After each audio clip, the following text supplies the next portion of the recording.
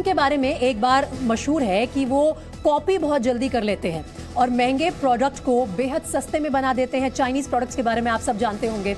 हालांकि वो प्रोडक्ट्स कब तक चलेगा, इसको लेकर हमेशा चिंता लगी रहती है।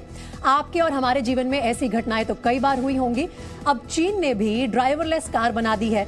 अभी तक ये काम टेस्ला ही कर रहा था। चीन के एक शहर शेंजन में कल से इसे कई शर्तों के साथ चलाने को मंजूरी भी दे दी गई है। तो क्या चीन ने चुरा ली है टेस्ला? देखिए ये रिपोर्ट।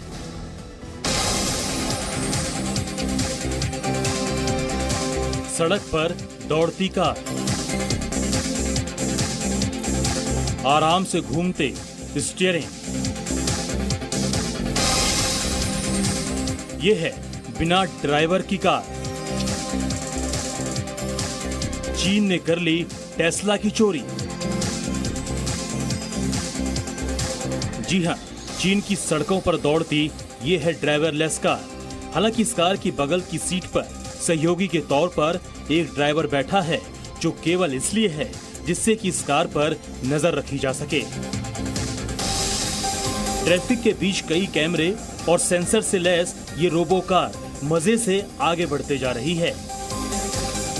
ट्रैफिक रुकने पर ये कार आसानी से रुकती है, फिर रफ्तार के साथ आगे बढ़ती है। कार की स्टीयरिंग ऐसे घूम रही है मानो कोई एक्सपर्ट ड्राइवर इसे चला रहा हो। इस कार में करीब 100 सेंसर लगे हैं जो रोबोटिक तकनीक पर काम करते हैं। 100 सेंसरों का ही असर है कि ये कार इतनी आसानी से ट्रैफिक के बीच चल रही है। पिछले साल ट्रायल के तौर पर ग्राहकों को 50,000 बार ड्राइवरलेस कार की राइड्स दी गई। चीन के शेंजन में कल यानी 1 अगस्त से रजिस्टर्ड ड्राइवरलेस कार को चलाने की मंजूरी दे दी गई है। हालांकि इसके साथ बगल में एक ड्राइवर का बैठना अनिवार्य है। कंपनी को उम्मीद है कि इस प्रयोग के तौर पर शुरू करने से आने वाले दिनों में जो आंकड़े जमा होंगे, उसकी मदद से इसे और बेहतर बनाया जा सकेगा। Shenzhen, the capital cost is 1/3 to California because we have a battery supplier, we have the sensors, we have most of the integration we can do beautifully in Shenzhen. अब इन तस्वीरों में इस रोबो कार को देखिए जो पूरी तरह से तैयार नहीं, लेकिन इसका रोबोट काम कर रहा है और आसानी से ये अपने फैक्ट्री में पार्क हो रही है।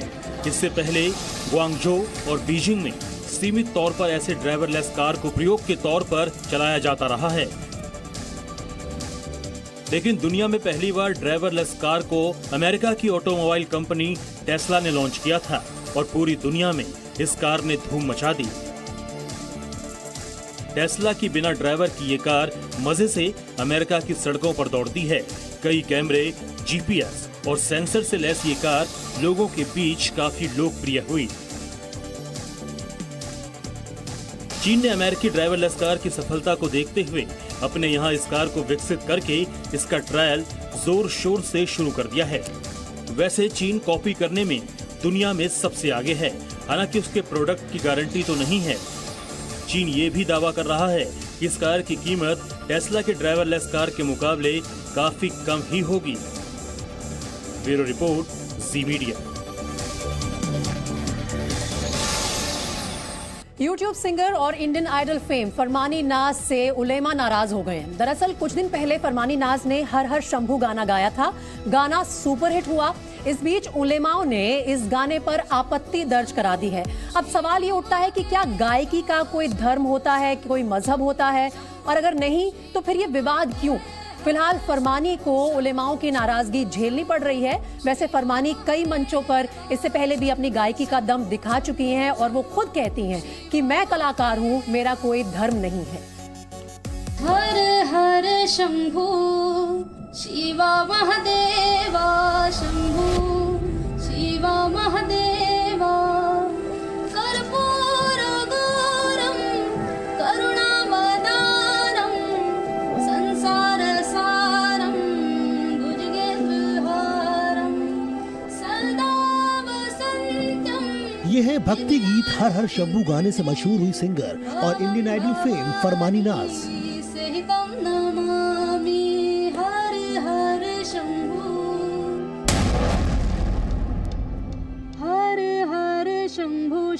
यूट्यूब पर इनके हर हर शंभू देवा गाने ने धूम मचाई हुई है, लेकिन फरमानी नाज से उलेमा खफा हो गए हैं।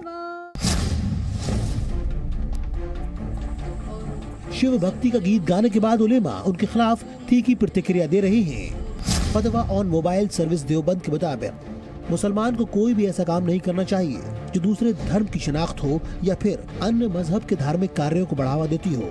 ये इस्लाम की शिक्षा के खिलाफ भी है। नाज मानती है कि कलाकारों का कोई धर्म नहीं होता, इसलिए उन्हें नहीं फर्क पड़ता कि कौन उनसे नाराज है। हम कभी भी ये सोच के नहीं गाते कि भाई हम किस धर्म से हैं, हम क्यों गा रहे। तो देखो जी, कलाकार का कोई धर्म नहीं होता। हम जब अपने स्टूडियो में रहते अपना जब काम करते हैं तो हम ये भूल जाए कि हम कौन है।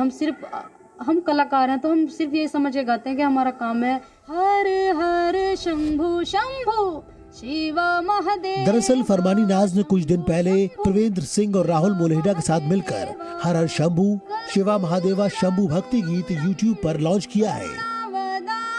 करीब एक हफ्ता पहले एक गाना रिलीज हुआ यूट्यूब पर, हर हर शंभु।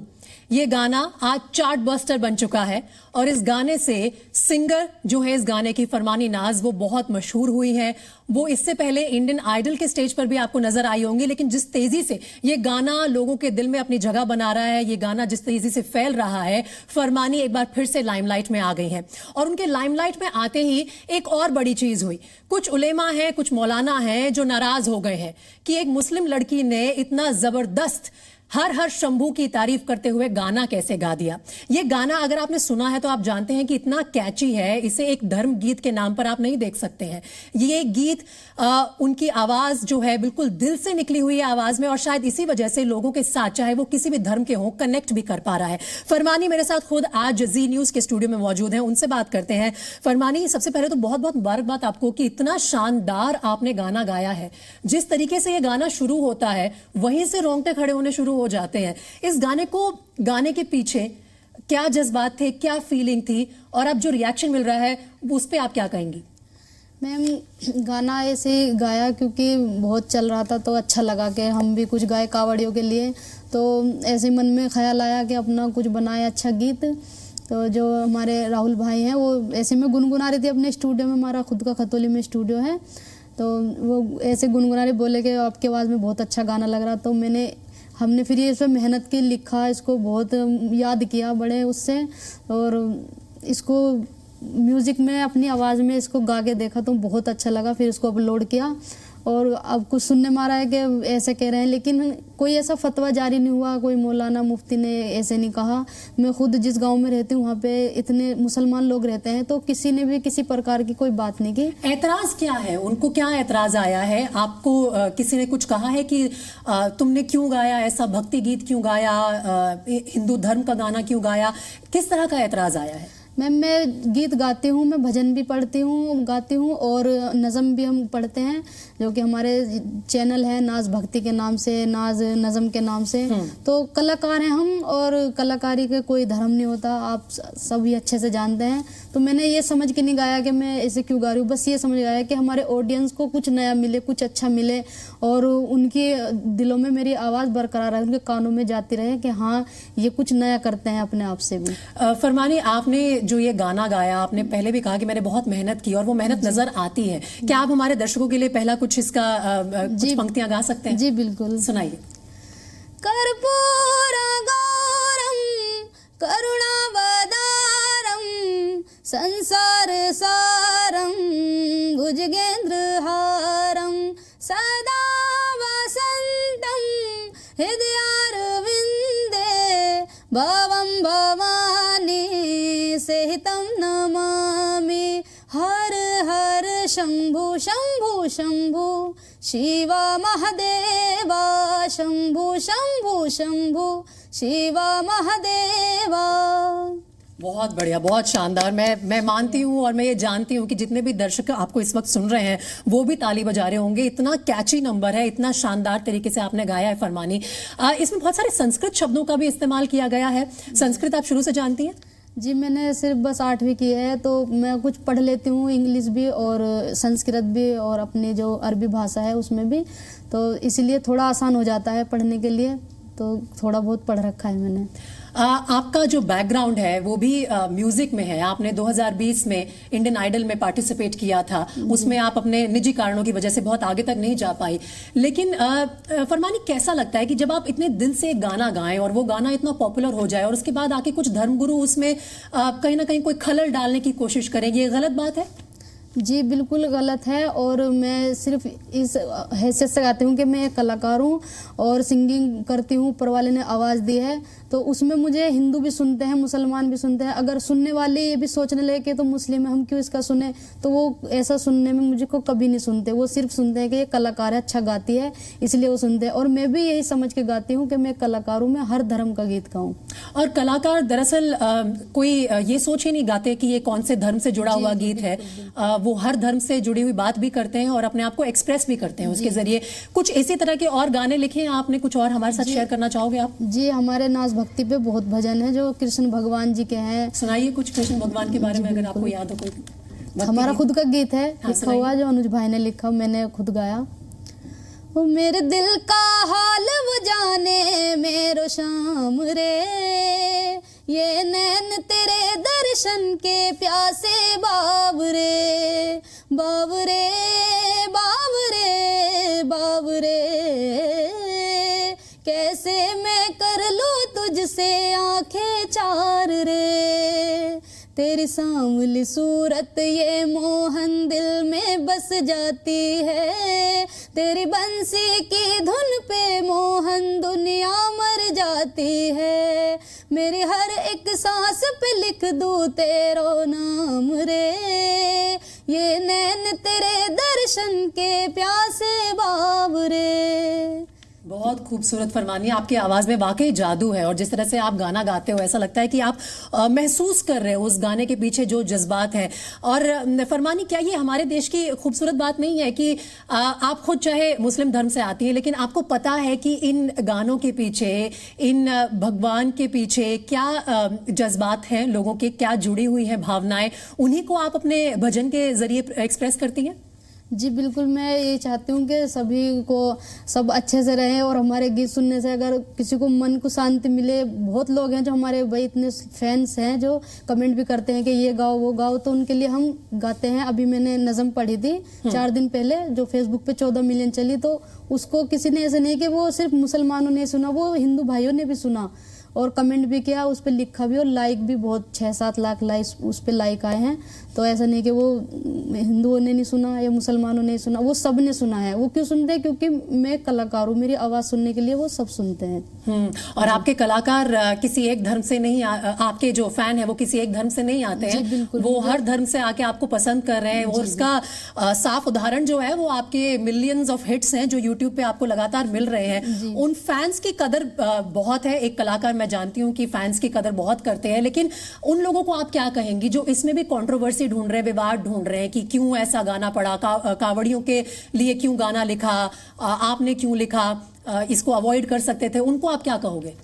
ये एक हमारा काम है और हम देखते हैं कि भाई अब कौन सा दौर चल रहा है। अगर हमारी ईद चलती है तो हम ईद के लिए भी नज़म पढ़ते हैं, अगर कुछ हमारे हिंदू भाइयों का कुछ त्यौहार है तो उसके लिए भी पढ़ते हैं। हम जन्माष्टमी आ रही है उसके लिए हम भजन की तैयारी कर रहे हैं, फिर मुहर्रम आएंगे उनके लिए नज़म की करें। तो एक कुछ ना कुछ मिलता रहता है कि कुछ नया करने की आगे उम्मीद से जुड़ रहती है कि कुछ नया करें जिससे दोस्त हमारे बने रहे और ये देखे कि हाँ ये हर चीज़ पढ़ते हैं, हर चीज़ गाते हैं।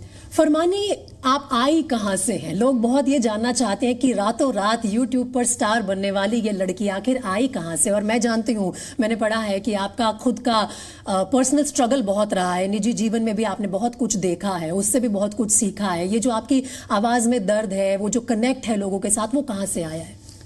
मैम, मैं गाँव मोहम्मदपुर की रहने वाली और गांव में सब, मैं बचपन से मुझे गाने का शौक था इतना कि हमारे जो भाई है मेरा एक फरमान, उसकी भी आवाज़ अच्छी थी और मेरी भी, हम दोनों को गाने का शौक है बहुत ज़्यादा। तो कभी माँ बाप ने भी इतनी गौर नहीं करी कि भाई ये कहीं गा लें। वो गांव के भी कह देते हैं कि भाई बच्चों की आवाज़ अच्छी है और इनको कहीं गाने भेजो, तो कुछ इतना ध्यान नहीं दिया। फिर शादी हो गई, शादी के बाद मेरे हस्बैंड ने मेरा साथ नहीं दिया, इतना दुखी किया कि दूसरी लड़की से अफेयर था। फिर मेरा लड़का हुआ, उसको भी प्रॉब्लम थी, मैं घर पे आई, उनको पता लगा कि उन्होंने दूसरी शादी कर ली, ना तलाक हुआ ना कुछ, और बच्चा भी छोटा सा, ना कभी बच्चे को देखना है ना मुझे। फिर ऊपर वाले ने आवाज़ दे रखी थी, तो अपने जो राहुल भाई हैं और भूरा ढोलक फरमान ये सब एक चैनल पर काम कर रहे थे, तो मैंने भी अपनी आवाज़ उस पर डाली। जो पब्लिक ने इतना सराहा, इतना सपोर्ट किया उसे कि कुमार सानू के यहाँ मुझे एकदम मुझे गाने का मौका मिला और उन्होंने मुझे अपने साथ गवाया। अगर वे सोचते कि मुस्लिम है मैं क्यों इसे अपने साथ गाऊँ, नहीं, उन्होंने सिर्फ एक कलाकार की हैसियत से मुझे देखा कि ये कलाकार है, मैं इसको अपने साथ गाऊँ। तो उन्होंने मुझे गिफ्ट में हारमोनियम भी दिया रियाज के लिए जी, और अपने वहाँ पे बुलाया, अपने किराए से सब चीज़ उन्होंने उठाई, मेरी खर्चा जो भी था, और अपने साथ एक गाना गवाया हाले दिल, जो कि हमारे YouTube चैनल पे है फरमाइना सिंगर पे, और अभी पूरा तो आया नहीं लेकिन वो गाना गा दिया था और उस पर तैयारी चल रही है। और फरमानी, जिस गाने से आप स्टार बन गई हैं, जिस गाने से बहुत से लोग आपकी आवाज़ को अब आगे और ज़्यादा पसंद करेंगे और ज़्यादा एसोसिएट करेंगे, सुनना चाहेंगे, मैं चाहती हूँ कि इस इंटरव्यू में एक बार फिर से उस गाने की जो आपकी पसंदीदा पंक्तियाँ हैं उनके साथ अपने दर्शकों से कनेक्ट करें और उसी के साथ हम इस इंटरव्यू को ख़त्म करेंगे। सुना दीजिए। मैम, मेरा पहला सॉन्ग था जो कि काफ़ी वायरल हुआ था, हीर रांझा का, जो मैंने गाया था, तो उसी से मुझे इतनी पॉपुलैरिटी मिली थी और बहुत सपोर्ट मिली थी, तो मैं आपको सुनाना चाहूँगी। सुनाइए। ओ भोले साथिया देखी जो शोखी तेरे प्यार की, ओए ओए आंचल में भर ले हमने सारे बहारे संसार की, नई अदा से हम इतराए पाई खुशी लुटाए, हमें क्या हो गया है, हमें क्या हो गया है। फरमानी नाज, बहुत बहुत शुक्रिया, आप जी न्यूज में आई, हमारे साथ आपने बात की और बेहद शानदार आपकी आवाज है। हम यही उम्मीद करते हैं कि जो भी लोग आपको रोकने की कोशिश कर रहे हैं उनसे रुकिएगा नहीं, ऐसे ही खूबसूरत तरीके से गाते रहिए और यूं ही पॉपुलर होते रहिए। बहुत शुक्रिया जी न्यूज में आने के लिए। शिवसेना सांसद संजय राउत को पात्रा चौल घोटाले मामले में गिरफ्तार कर लिया गया है। राउत अब 4 अगस्त तक ईडी की कस्टडी में रहेंगे। इस दौरान उनसे पात्रा चौल घोटाले से जुड़े तमाम सवाल किए जाएंगे। राउत को ईडी ने लंबी पूछताछ के बाद क्यों गिरफ्तार किया और उनके घर से लिफाफे में मिले कैश का आखिर क्या राज है, देखिए इस रिपोर्ट में।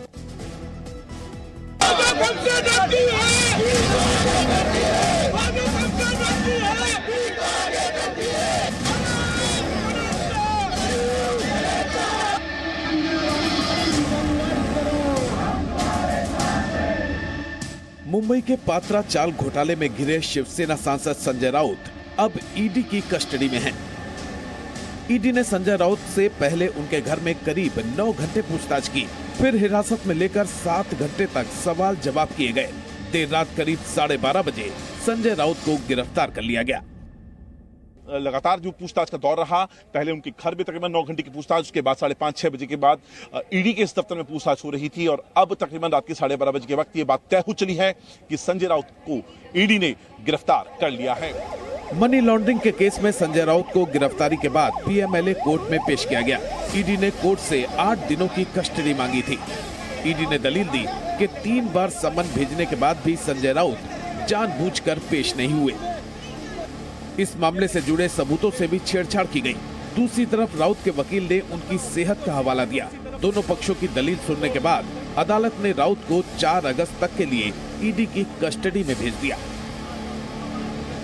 आज 8 दिन की पीसी न देते हुए न्यायालय ने उनको 3 दिन की पीसी दी है। 4 तारीख को संजय राउत साहब को फिर एक बार कोर्ट के हाजिर करेंगे और हमें पूरा विश्वास है कि न्याय व्यवस्था परफेक्ट न्याय हमें देगी और संजय राउत को जल्दी ही बाहर आ जाएंगे।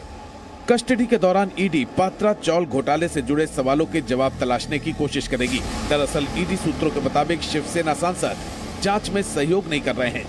कल हुई करीब 16 घंटे की पूछताछ में संजय राउत ने ज्यादातर सवालों को टालने की कोशिश की। ईडी के अपर निदेशक सत्यव्रत कुमार ने रविवार को संजय राउत से पूछताछ की। आखिरी 2 घंटे की पूछताछ में पात्रा चौल घोटाले से कमाई गई मनी ट्रेल के बारे में पूछा गया। राउत के घर से मिले 11.5 लाख कैश पर भी सवाल किए गए। अलीबाग और दादर फ्लैट के फाइनेंशियल ट्रांजैक्शन की भी जानकारी मांगी गई। राउत ने कुछ सवालों के जवाब में नहीं जानता बोला या अभी याद नहीं कहा। राउत ने जो भी जानकारी दी उससे भी ईडी के अधिकारी संतुष्ट नहीं थे। दरअसल ईडी ने पूछताछ के साथ संजय राउत के घर पर करीब 9 घंटे सर्च ऑपरेशन भी चलाया। इस दौरान राउत के घर से 11.5 लाख रुपए की नकदी बरामद की गई। सूत्रों के मुताबिक ये रकम 2 लिफाफों में रखी थी। एक लिफाफे में एकनाथ शिंदे का नाम लिखा था और उसमें 10 लाख रुपए थे। वहीं दूसरे लिफाफे में 1.5 लाख रुपए थे, जिस पर किसी का नाम नहीं लिखा था। सूत्रों के मुताबिक ईडी ने देर रात संजय राउत से इस बारे में शुरुआती पूछताछ की। जवाब में संजय राउत ने बताया कि 10 लाख रुपए शिवसेना के अयोध्या दौरे के लिए निकाली गई रकम का हिस्सा है, जबकि 1.5 लाख रुपए किसी को भुगतान करने के लिए रखे थे। जो 10 लाख की कैश मिली है, जब राउत साहब और सब पूरे पार्टी के लोग अयोध्या गए थे, उनकी वो बैलेंस थी, उसके अंदर जब 10 लाख लिया, उसके अंदर एकनाथ शिंदे अयोध्या ऐसा नाम भी लिखा हुआ है। मीन्स ये पैसा पार्टी का, एकनाथ शिंदे ने दिया हुआ पैसा है। सूत्रों का दावा है कि संजय राउत के इस जवाब से ईडी संतुष्ट नहीं है। अब राउत ईडी की रिमांड पर हैं। इस दौरान ईडी राउत से दोबारा पूछताछ करेगी। संजय राउत की गिरफ्तारी के बाद बीजेपी हमलावर है। हालांकि शिवसेना संजय राउत के साथ खड़ी दिख रही है। शिवसेना कार्यकर्ताओं ने गिरफ्तारी के विरोध में महाराष्ट्र में कई जगह प्रदर्शन किए। ईडी की कार्रवाई को बदले की कार्रवाई करार दिया और भरोसा दिलाया कि पार्टी उनके साथ है। परिवार से मिलने के बाद उद्धव ठाकरे ने केंद्र सरकार पर बदले की कार्रवाई करने का आरोप लगाया। उन्होंने कहा कि सरकार कितनी भी कोशिश कर ले, लेकिन शिवसेना नहीं झुकेगी। एक ही पार्टी, मतलब उनकी जो पार्टी है वही रहनी चाहिए और वही रहेगी, और बाकी सारे पार्टी, जितनी सारे पक्ष हैं, सारी पार्टियां है, वो खत्म हो जाएगी। आज तक हम मानते थे कि ये शतरंज, यानी कि मराठी में कहते बुद्धिबल, तो इसमें शतरंज नहीं है, बुद्धि का कोई ठिकाना नहीं है, सिर्फ बल वापरले जाते हैं, शक्ति का उपयोग किया जा रहा है। और अगर ऐसे ही आपका तरीका होगा तो मैं यही कहना चाहता हूं, जमाना एक रहता नहीं, सारे लोगों के लिए दिन जो है बदलते रहते हैं। शिवसेना समेत विपक्ष ने संसद में भी ईडी की कार्रवाई का मुद्दा उठाया। हालांकि सरकार और बीजेपी ने कहा कि कानून अपना काम कर रहा है। मुझे लगता है संजय राउत को अरेस्ट करना मतलब इनफ नहीं है, उसके पीछे जो राज छुपे हुए हैं वो भी कई राज बाहर आएंगे। अनिल परब का जो घोटाला है उसमें भी इंक्वायरी शुरू है, वो भी अंदर जाने वाले हैं कुछ दिनों में। और जिस तरह से मातोश्री को खुश करने के लिए जहां उद्धव ठाकरे जी को भी कहीं न कहीं बड़ा फायदा संजय राउत जी ने पहुंचाया है। देखिए, भ्रष्टाचार में एवं अन्य कार्यों में जिसका जांच एजेंसियां अपना काम कर रहे हैं, वो शायद वो अपने तरीके से काम करते हैं, अपने टाइम टेबल से काम करते हैं। तो मुझे लगता है कि नाजायज काम करने वालों पर यदि एजेंसियां जांच करती हैं, इस पर कोई औचित्य नहीं है कि शिवसेना उस पर हंगामा करे, सदन को ठप करे। बहरहाल अब संजय राउत ईडी की कस्टडी में हैं। इस दौरान ईडी उनसे घोटाले के मनी ट्रेल का पता लगाने की कोशिश करेगी। इसके साथ ही घर में लिफाफे में मिली 11.5 लाख रुपए पर भी सवाल जवाब होगा, जिसे राउत अयोध्या दौरे के लिए इकट्ठा की गई रकम बता रहे हैं। मुंबई से अंकुर त्यागी के साथ ब्यूरो रिपोर्ट, जी मीडिया। चलिए बुलेटिन में आगे बढ़ते हैं। सरकार और विपक्ष के बीच गतिरोध खत्म होने के बाद आज लोकसभा में महंगाई पर चर्चा शुरू हुई। इस दौरान बीजेपी सांसद निशिकांत दुबे ने कहा कि श्रीलंका, बांग्लादेश, भूटान और सिंगापुर हर जगह महंगाई बढ़ रही है और नौकरियां जा रही हैं। ऐसे में अगर गरीबों को 2 वक्त का खाना मुफ्त मिल रहा है तो क्या हमें पीएम का शुक्रिया अदा नहीं करना चाहिए? निशिकांत ठाकुर के इस बयान पर एनसीपी सांसद सुप्रियो सुले ने पलटवार किया। सुनिए। आपको आश्चर्य होगा स्पीकर महोदय कि यूक्रेन और रसिया इस दुनिया का 1/3 जो गेहूं है वो सप्लाई करता है। 75% जो सनफ्लावर ऑयल है वो यूक्रेन और रसिया सप्लाई करता है। क्या हमने यूक्रेन वार ला दिया? क्या हमने पूरी दुनिया के किसानों को कहा कि आप प्रोडक्शन कम करो? उसके बावजूद भी हमारे प्रधानमंत्री यदि 80 करोड़ गरीबों को फ्री का खाना दे रहे हैं, फ्री फंड का खाना दे रहे हैं, तो क्या हम बधाई के पात्र नहीं है? जब देश का प्रधानमंत्री जो शोषित है, पीड़ित है, वंचित है, उसको जब खाना देता है तो उसकी दुआई लेके जाता है और फिर हिसाब नहीं मांगता। माँ बाप सरकार होती है, जब माँ रोज बच्चे को खाना खिलाती है ना तो उसके आभार नहीं मांगती, वो उसका हक है। माँ प्यार से खाना खिलाती है और बच्चा प्यार से वो आशीर्वाद समझ के खाना खाता है, जिसको अन्नपूर्णा इस देश में कहते हैं। तो निशिकांत जी कह रहे थे कि आप आभार नहीं मानेंगे, क्या इस देश का ये हाल हुआ है कि इस देश का गरीब आज प्रधानमंत्री जी को बोले आभार है तो मुझे 2 टाइम का आपने खाना दिया है। ये आपकी सोच है। तो आपने सुना निशिकांत दुबे और सुप्रिया सुले को। साथ ही कांग्रेस नेता मनीष तिवारी ने कहा कि चावल, दही, पनीर, पेंसिल और शार्पनर जैसी दैनिक इस्तेमाल की चीजों पर जीएसटी बढ़ाकर सरकार आम लोगों और बच्चों को भी नहीं बख्श रही है। एआईएमआईएम सांसद असदुद्दीन ओवैसी ने भी महंगाई के मोर्चे पर केंद्र सरकार को घेरने की कोशिश की। गरीब घरों की महिलाएं देश के प्रधानमंत्री से सवाल कर रही हैं कि जो कॉस्ट ऑफ बेसिक ग्रोसरीज था वो 68% इजाफा क्यों हो गया, मोदी सरकार को उसकी खबर है या नहीं। आज इस देश का मजदूर मोदी सरकार से सवाल कर रहा है कि 2015 से उसकी तनख्वाहों में सिर्फ 22% इजाफा हुआ है, मगर price of essential food item से 50% इजाफा हुआ है। सर, देश का गरीब जो आज भूखा सो रहा है वो देश के प्रधानमंत्री मोदी से पूछ रहा है कि मैं रात में और मेरे बच्चे भूखे सोते हैं, मगर देश में 215 बिलियनर पैदा हो गए, कब तक गरीब का पैसा बिलियनर को जाएगा, वो गरीब मोदी सरकार से सवाल कर रहा है। मैं ये बात इसलिए बताना चाह रहा हूं कि अर्थव्यवस्था का जो पतन हुआ वो सिर्फ कोविड के कारण नहीं हुआ। कोविड उसमें एक फैक्टर हो सकता है, पर उससे पहले ही जो भारत की अर्थव्यवस्था थी वो लगातार और निरंतर गिरती जा रही थी। और इसका सबसे बड़ा प्रमाण ये है कि जो पहले 6 महीने थे वर्ष 2018-19 के, उसमें जो फंड फ्लो था कमर्शियल सेक्टर में वो 7,36,087 करोड़ से गिरकर आपके सिर्फ 90,995 करोड़ रह गया। 87.6% उसमें गिरावट आई।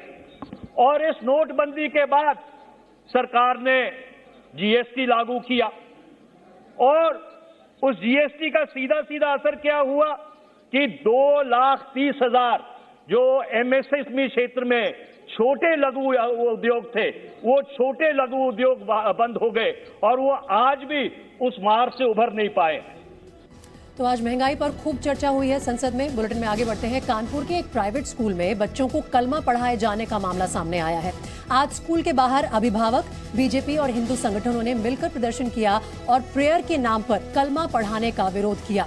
आइए देखते हैं रिपोर्ट। ला इलाहा इल्लल्लाह करके एक लाइन है वो करवाते हैं। अभिभावकों को बिना बताए आप जो चीज पढ़ा रहे हो जिसके वर्ष में हमें आपत्ति है। 20 साल से स्कूल चल रहा था, लेकिन अभिभावकों को पहली बार पता चला कि अंदर चल क्या रहा था। जैसे ही अंदर से बाहर ये खबर आई कि बच्चों को प्रेयर में कलमा पढ़ाया जा रहा है, बाहर बवाल मच गया। अभिभावक अलग जमा हो गए, हिंदू संगठन के लोग अलग, बीजेपी वाले अलग, सब ने मिलकर रास्ते को जाम कर दिया।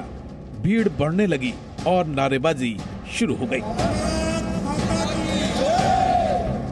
लोगों का गुस्सा भी बढ़ता जा रहा था क्योंकि स्कूल मैनेजमेंट की ओर से कोई बात करने बाहर नहीं आ रहा था। बच्चे अंदर पढ़ाई कर रहे थे और बाहर प्रदर्शन हो रहा था। अभिभावकों को बिना बताए आप जो चीज पढ़ा रहे हो जिसके वर्ष में हमें आपत्ति है। मुझे इस्लाम से कोई आपत्ति नहीं है, राम वैया रहीम वैया पढ़ाते हो, कोई आपत्ति नहीं मुझे ये जो 2 लाइनें हैं इसका मतलब है कि अल्लाह के अलावा और कोई पूजने योग्य नहीं है। कि दादाजी कल मेरे स्कूल चलना, मुझे अल्लाह अल्लाह मसूलुल्लाह कहलवाया जाता, वहाँ स्कूल में घर पे न कहने के लिए बताया जाता, स्कूल के घर पे बताओ तो कमरे में लॉक कर देंगे। सुबह 8 बजे से प्रदर्शन शुरू हुआ। जैसे ही स्कूल में छात्र पहुंचने लगे, खबर फैली तो अभिभावकों का साथ देने बीजेपी कार्यकर्ता और बीजेपी के पार्षद भी पहुंच गए। नारेबाजी के बीच ही बीजेपी वाले स्कूल का शुद्धिकरण करने लगे। हाथ में गंगा जल और स्कूल के दरवाजे पर मंत्रोच्चार होने लगा। बीजेपी वाले जिद पर अड़े थे कि स्कूल पर कार्रवाई हो। उनका कहना था कि स्कूल के नाम पर मदरसा चलाया जा रहा है। एक स्कूल में प्रार्थना के साथ में कलमा पढ़ाया जा रहा था, जिसके चलते अभिभावकों ने आज ऐतराज जताया है। आप देख सकते हैं कि फ्लोरेंस इंटरनेशनल स्कूल का ये मामला है, जहां पर अभिभावक पहुंचे हैं, पुलिस बल मौजूद है, बच्चा हमारे साथ में एक मौजूद है स्कूल का, इससे बात करते हैं। ये बताइए क्या पढ़ाते हैं स्कूल में आपको? कराटे हैं, वन अल्लाह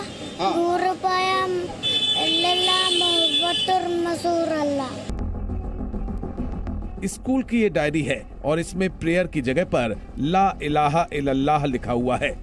शिकायत करने वालों का कहना है कि ये प्रेयर नहीं है, ये कलमा है और इसका मतलब होता है कि अल्लाह के सिवा और कोई नहीं।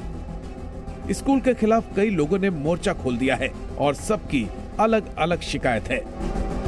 कुछ लोगों का कहना है कि बच्चे स्कूल से जब घर पहुंचते हैं तो इस कलमा को दोहराते हैं और तरह तरह के सवाल पूछते हैं। तो मेरा बेटा घर में या इलाहा इल्लल्लाह मोहम्मद रसूल ये पूरी लाइन मतलब कॉन्टिन्यूसली पढ़ता जा रहा था। कहाँ से सीखा? तो उसने बोला स्कूल से सीखा है। पहले तो हमें विश्वास नहीं हुआ स्कूल में ऐसा सब होता होगा। बाद में जब उससे पूछा तो उसने बताया रोज प्रेयर के बाद में ये हमें पढ़ाया जाता है। मैं भी सारे धर्मों का सम्मान करता हूँ, लेकिन इस लाइन का मेरा बच्चा मतलब पूछ रहा है। इस लाइन का मतलब है कि अल्लाह के अलावा कोई दूसरा पूजने योग्य नहीं है। अभी मैं उसको क्या बताऊँ इस लाइन का मतलब? फिर तो वो कल को कहेगा हम पूजा क्यों कर रहे हैं।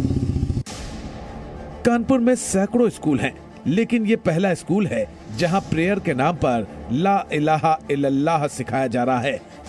बवाल इतना हो गया कि पुलिस के बड़े बड़े अधिकारी पहुंच गए। असिस्टेंट कमिश्नर को पहुंचना पड़ गया। पुलिस वालों ने प्रदर्शन करने वालों से बात की, फिर स्कूल के अंदर प्रिंसिपल और मैनेजमेंट से और उसके बाद बच्चों से मिले। सारे पक्षों से सवाल जवाब हुए और उसके बाद ये तय हुआ कि अब स्कूल में प्रार्थना के नाम पर कुछ नहीं होगा, सिर्फ और सिर्फ राष्ट्रगान बच्चे गाएंगे। पिछले 12 साल से लगभग ये स्कूल यहाँ चल रहा है, 2010 से। तब से बराबर इनके द्वारा ये कराया जा रहा है, लेकिन कभी किसी का ऑब्जेक्शन नहीं आया। अभी 2 दिन पहले यहाँ पर इस संदर्भ में किसी पेरेंट्स ने कोई कंप्लेंट की थी। उसके बाद जो स्कूल के मैनेजर हैं सुमित मखीजा, उनके द्वारा इसमें तत्काल इन्हें लेटर इशू किया गया था प्रिंसिपल को कि इसे रोक दिया जाए। पुलिस के साथ बात बनने पर स्कूल के सामने लगे जाम को खाली कराया गया। समझौता हुआ, लेकिन स्कूल की प्रिंसिपल को अब भी लग रहा है कि स्कूल में कुछ भी गलत नहीं हो रहा है। ये सिर्फ और सिर्फ कंफ्यूजन है, वरना 12 साल से सब कुछ शांति से चल रहा था। ला इलाहा इल्लल्लाह करके एक लाइन है, वो करवाते हैं उनको। ठीक है, आपको मैं डायरी दिखा देती हूँ। We are having all these prayers in our school diary also. And जो पेरेंट्स ने ऑब्जेक्ट की हैं चीजें, उनका बच्चा हमारे पास नर्सरी से पढ़ रहा है। 2003 से स्कूल चल रहा है, लेकिन 12 साल पहले ऐसा क्यों किया गया? क्या इसके पीछे कोई कहानी है? पुलिस जांच कर रही है, लेकिन ये सब जानते हैं कि शायद ही कोई प्राइवेट स्कूल होगा जहां प्रार्थना के नाम पर ला इलाहा इल्लल्लाह सिखाया जाता होगा। बच्चों की शिकायत यहाँ तक है कि अगर बच्चे नहीं बोलना चाहते थे तो जबरन सिखाया जा रहा था। स्कूल ने अब सब कुछ बंद कर दिया है, लेकिन एक सवाल अब भी सबके सामने है, जो कहीं नहीं होता वो यहाँ क्यों हो रहा था? श्याम तिवारी, जी मीडिया, कानपुर।